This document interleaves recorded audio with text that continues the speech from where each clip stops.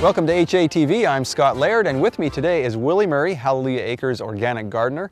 And we decided to come outside today to Reverend Malcolmus's garden because we're in June, and that means we're in transition. Some of the cool season crops have already come up, and we're just waiting for some of the new season, the hot season crops to come up. And so we talked to Willie and figure out what can people plant if they have not planted already, and what should they be expecting. I mean, we're in zone 7 here, so we already have some things coming up. What do we have already for our cool season?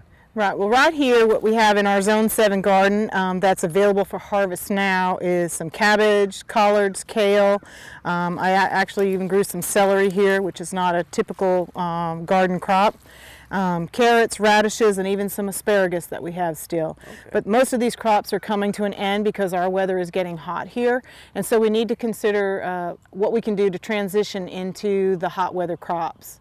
And those would be things like peppers and tomatoes, squash, cucumbers, eggplants, melons, beans, and things like that. Okra, if you're in a climate where you can grow that. Up north you'd have to start it in pots, but down here it grows right through the season. Now, speaking of up north, for people from anywhere from Washington State all the way to Maine, up in those northern climes, if they have not started their garden yet, they're probably just getting past the last frost dates and into Canada as well.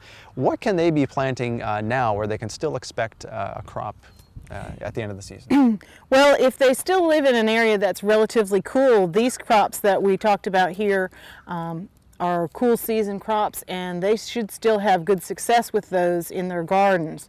If they want to try to maximize the use of their garden, they can plant these crops, and as they're growing out, they can prepare for growing the warm season crops by starting seeds as transplants in small pots.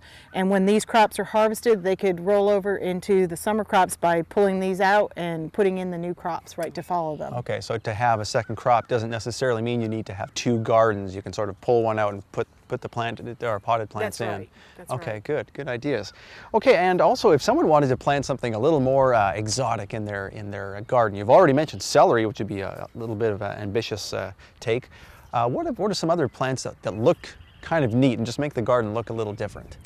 Well, one crop that we have that we're growing over in the Hallelujah garden over there, the main garden, is artichokes.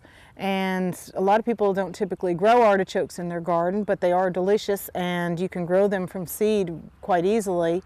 If you have a long enough season, they will mature and produce the actual flower bud is what we eat as an artichoke. You may have to trick them by planting them early and giving them a little bit of cold treatment, or select a variety that overwinters in your area. But you can grow artichokes.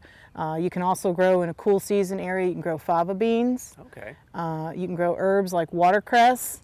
In addition to celery, both of them are heavy feeders and like a lot of water, so if you can keep them moist or have wet soil conditions, those might be crops that you would choose. Okay, great. Great information. As you can see, Willie knows a lot about her plants.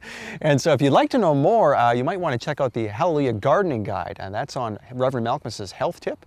You can check that out at hacres.com and follow the links to Reverend Malcolmus's health tip, and you can find lots of information there from Willie. For HATV, I'm Scott Laird.